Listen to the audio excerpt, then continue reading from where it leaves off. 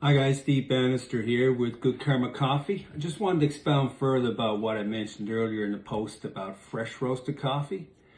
Before I started roasting coffee, I thought, well, all coffee is pretty well the same.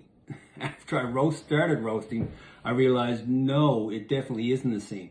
It's amazing, fresh roasted coffee, the difference, the taste, the flavor, the crispness, the liveliness. I've just noticed a huge difference.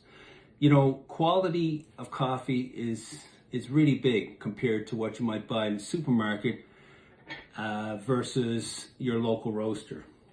The lower quality coffee, it's a lower grade because quality is sort of graded. It's a lower score. It doesn't have the same excitement to it. The higher quality coffee, on the other end, it's just the higher grade coffee. It has a lot to do with the way it's processed. There's more attention to detail, the way it's actually picked to begin with. A lot of the higher quality coffee is hand-picked as compared to lower grade coffee picked in larger quantities, and sometimes even machines use it to pick. Funny thing about coffee cherries is that they don't ripe all at the same time. So if you just pick it en masse, you get better ripe cherries, less ripe cherries, and you just don't have that same consistency. Higher quality means more attention to detail.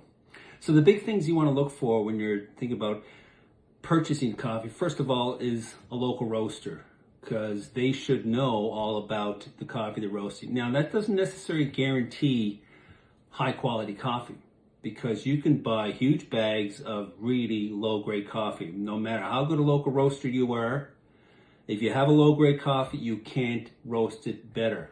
People think sometimes, oh, I'm an expert roaster and I'm just gonna make it. No. You get what you get. That's why I'm really conscious about getting high quality green coffee or coffee in its raw form. The big thing too that I'm really keen on is the story of the coffee. Like, I love finding out and investigating exactly where that coffee came from. Now, many times in the world, coffee comes from, I think, 3 different places. One, you can actually drill down from the area to the district, all the ways down to the coffee farm. That happens a lot in Central and South America. I've got a Guatemalan coffee. In fact, I give this little sheet with the coffee. That's the actual farmer, 5th generation farmer in Guatemala. He has an estate farm, and he's been farming there for years. I love that story. Sometimes not necessarily down to a farm you can get, but you can drill right down to the coffee co-op, because coffee is farmed a lot in small farms all over the world. A lot of farmers get together in a co-op, and you know that if you get to that co-op, then you know that you're talking about quality. And finally, especially over in African countries like Ethiopia, sometimes they can drill right down, maybe just to the washing station where they process the coffee, because coffee growing goes back so far in Ethiopia that these farms have been passed down from generation to generation.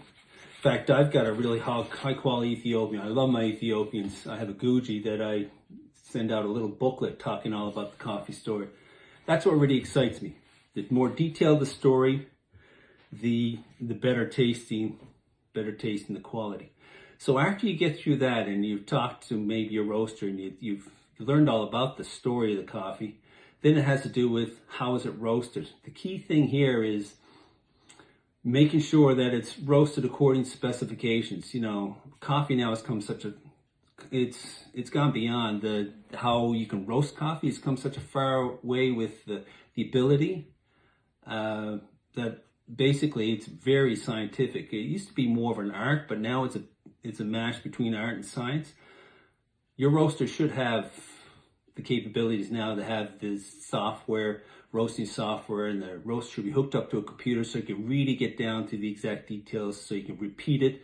And if you can repeat a good roast, then you know you've got quality and consistency. Making sure too, and if you're chatting with your roaster, that every batch is cupped for quality control, blind cupped. I do that all the time. I get a batch, I put similar coffees next to each other, and I taste them according to specifications to see how good the coffee is. If it's not that good, I'm not selling it. Finally, how your coffee is packaged makes a big difference. I package mine in these specific bags that are sealed at the top But the key thing is on the back. You can't see it, unfortunately. I don't know how close I can get there. Oh, you can see a little bit there. It's called what's called a one-way valve bag. So really fresh coffee, and this was amazing. I didn't realize it till I started. If I were to seal this up, I didn't have a one-way sealed bag.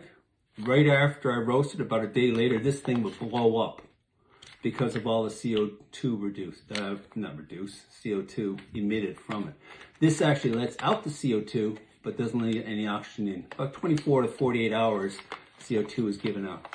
Unfortunately, too bad you can't see there. I've got all the details on the region and the district of where the coffee comes from, and I also have the score. Well, speaking of score, by the way, a really good tasting coffee, anywhere from 84 to 89, and 90 points and up is the stratosphere taste. I try to stick between 84 and 89. My Ethiopians are usually around 89. My Colombians, 84, 85. It all depends. So the last thing about getting your coffee, I know it sounds strange, but smaller quantities are the better, because the smaller the quantities you buy your coffee, the fresher it is. This is my 150 gram bag.